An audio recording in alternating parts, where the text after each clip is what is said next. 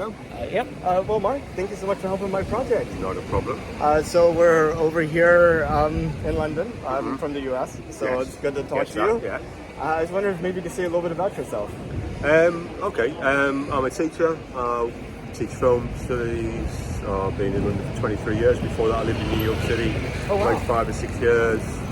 You know, with a partner, 2 kids, doing all the things that middle-aged people probably do. Just waiting for her to come. We're going to go to the theatre tonight. Me too. Are you seeing Disruption? That's the one. Me too. Yeah. So, Yep.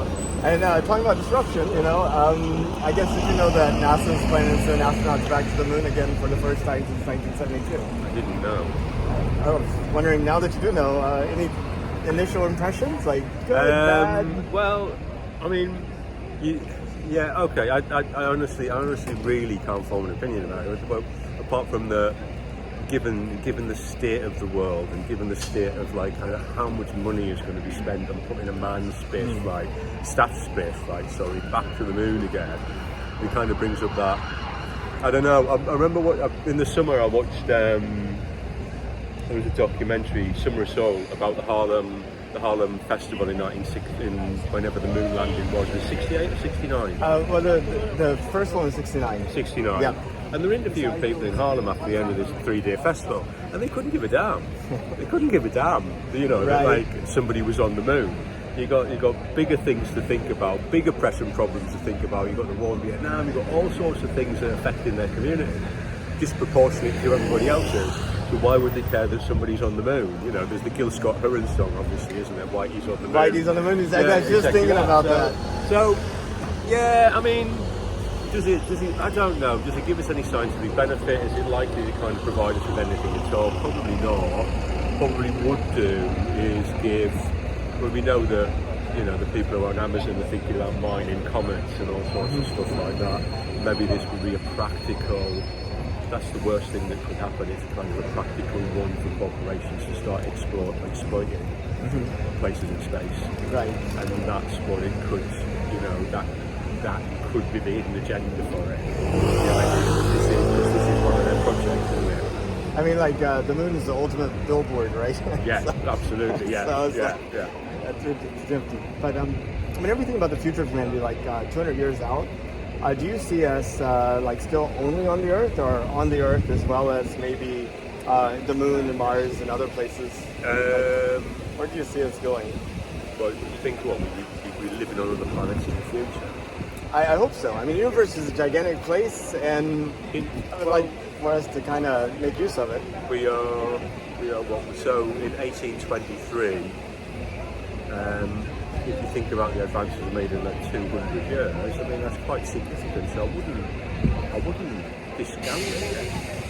But would it be the one thing that would make it happen? Not happen, whether it would be like kind of financially viable to calculate place people on different planets.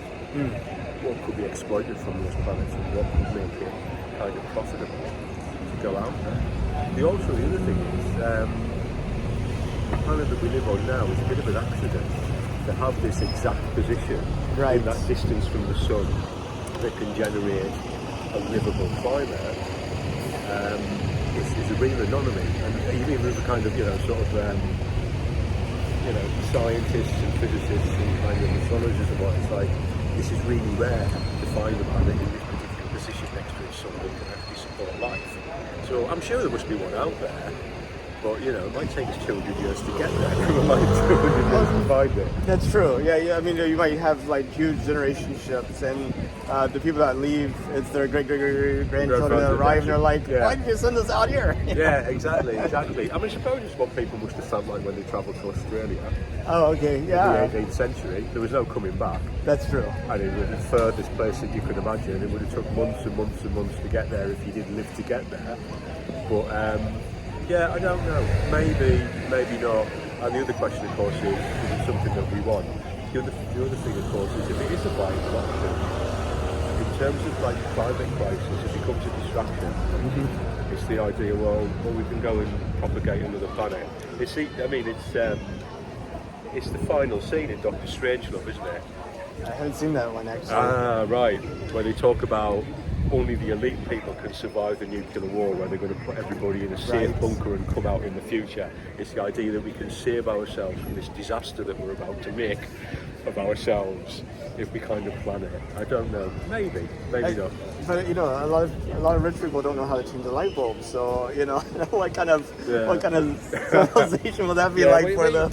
It could work to our advantage. We could send all the useless people out into space. Sure, like what is it? It's in Hitchhiker's Guide to the Galaxy. Yeah, that's where, right. Yeah. All the useless people get sent off to colonise the planet in the hope that they'll never come back. Yeah. Right. Yeah. Maybe we'll do that. Maybe that might work out. Yeah. I don't know. If you could take a trip to space, would you? I mean, if it became like a viable option, or you know, you would. I would. Yeah. How far would you consider going? Just in orbit, a week to the moon? I think I'd like to go to I'd like to go into orbit. I don't know whether I'd like to experience what it's like to look at the planet from a distance. I'd really be able to see it. I'd like to be able to go back, you know, to be able to look back at it, just for the experience of doing it. I don't think it's maybe, given the cost of it, I don't think on the space shuttle is for. I mean, not yet. Be given the option of that experience. You would be creative to turn it down. Somebody said, I'm going to take you into outer space. And you're like, yep. Right? Yeah. I'm ready. I mean, I don't know whether I'll be fit enough to be able to cope with it, but yeah, I definitely go for it. Well, Mark, I really appreciate your time. Thank you for talking to me. That's not a problem. Thank you. Sorry, I didn't get